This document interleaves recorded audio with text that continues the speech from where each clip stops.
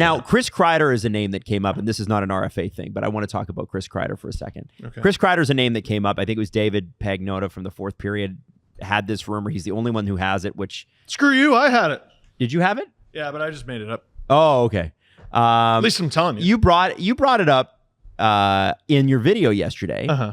And you said maybe that makes sense for the Leafs, like a project player. What I'm curious about, because he was really bad last year, but his back was snapped in half, so not great. No.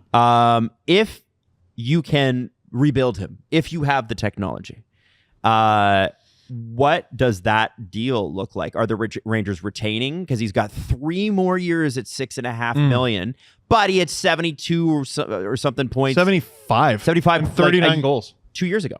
2 years ago. That's it. Like, I don't think I've long advocated for this. Good players don't forget how to play hockey. UFA in 27. Only 2 more 27. years. Oh, 2 more years. Okay. Even better. Yeah. I think the Rangers retain on that. I don't think they get in the sun and the moon. You can get more by retaining more, but I don't necessarily know if that's something they want to do. If you don't love what you see out there in the UFA market, why wouldn't you try? The problem is that if you get him, he's still at 22 goals. If you get him at $6.5 million, though, Steve, no, you can't. And he doesn't work, you can't do that. Then you're stuck with that $6.5 million for 2 years. The only way that makes sense is if they also, like, instead of maybe retaining, they take money back. So to go with the Leafs example, I wouldn't do Max Domi, but like, will you take David Kampf? Will you take Calle Yarncroke? Would you take both? That'd be great. But. Why are you so hard on Calle Yarncroke? He missed 60 games last year in training camp. Because you know what I'm hard on is over 100 career Stanley Cup playoff games and 5 goals. Fair enough. The Leafs need guys who can score in the playoffs. You don't even sort of. And I was so bullish on him because I really loved the forecheck of his line in the Ottawa series. Florida shows up and it's like, what are you doing here? What exactly? Like, it was the same conversation we had with Pacioretty versus Robertson. To me, it was never Pacioretty versus Robertson. Yarncroke played on the right wing, and he was just this dude who skated around a lot and was generally defensively okay. You're telling me Nick Robertson can't occupy that spot? Maybe you give up a little defensively, but he can actually score? Get out of here, dude. Like at 2 point, I think it's 1 million. Figure it out. Okay. Jess? I think Chris Kreider would be a fantastic Toronto Maple Leaf at the right number. What's the number for you? And what do they give up? A $4 million Chris Kreider? Like, are you kidding me? A $4 million guy who got you 22 goals and not much else? Like, yeah.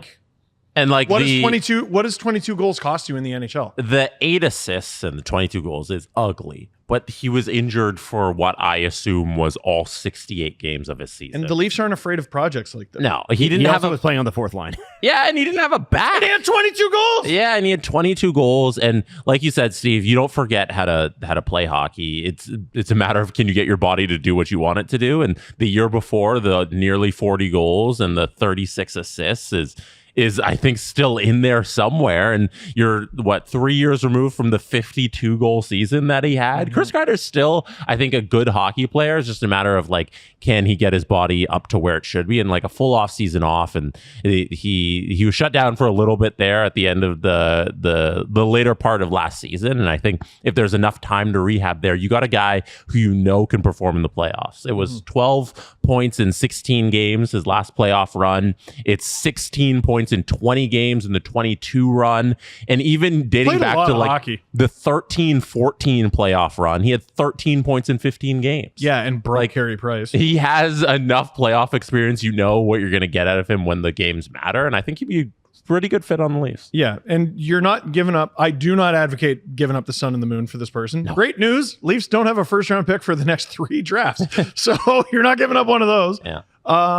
Like, can you find some sort of situation?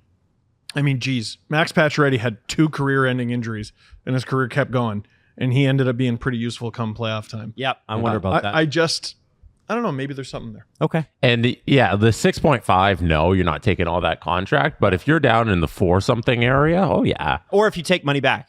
If it's a Yarncroke or a Kampf. Even then, yeah. Nah, because then if things go awry, you're saddled with that at 4 something. Like even if he produces the 22.8, like I can at least deal with that.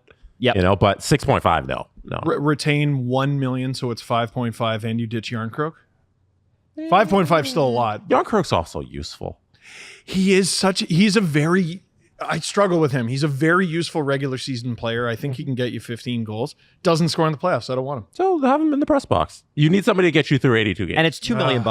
Yeah. $2 million. Yarncroke. He also has trade protection. Yarncroke's, I think, an important It's insane, isn't it? Yeah. I agree, Jesse. I think he's a more important leaf than people give him credit for. Yeah.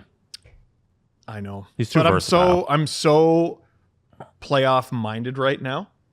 I'm so stuck between the Sam Bennett conversation is fascinating. Well, because we're hearing from one end that he doesn't want to be anywhere but Florida, and then his agent is Darren Ferris. His agent is Darren Ferris. His agent is Darren Ferris. Everyone, shut up! It's a psyop. His agent is Darren Ferris. And then John Shannon said yesterday it's either going to be Sunrise or Toronto. Oh, stop!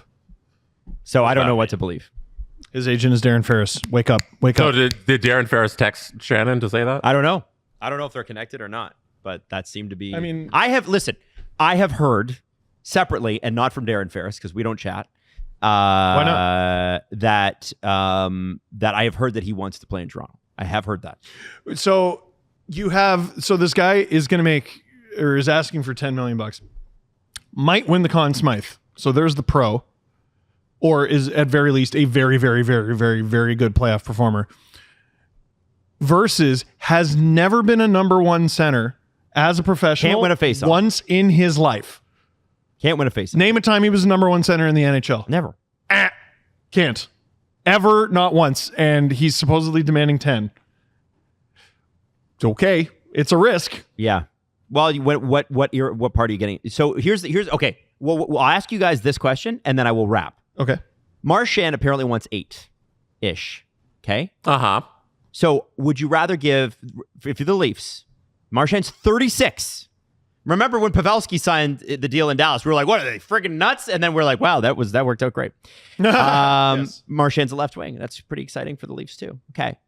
Would you give 8 to Marchand over 3 years or a $10 million whatever deal to Sam Bennett? What is the better spent money? I'm going to say, they need such a culture reset. I cannot believe I'm saying this. Brad. I say Brad. Jesse. He doesn't look like he's lost a step. Like I thought maybe he did, but he was just sort of dealing with an injury. He looks great. Is 10 the number we got to get Bennett at? It's Bennett. Well, it's no, that's right? the hypothetical. So it's Bennett the at hypothetical. 10 or Marchand at 8. Give me Bennett. Wow, Yeah. interesting. Give me Bennett. Because you get a lot 10. more years out of Bennett. Yeah. I think it just makes more sense for the roster. Also, I do think that moving Tavares to 3C is the thing that's going to solve their bottom 6 scoring issues. I really do. I really do. Yeah, we don't have to do the Tavares thing again. We'll have plenty of opportunities. Is it enough of a culture change if Tavares sticks around? No, we're doing it. You're doing it.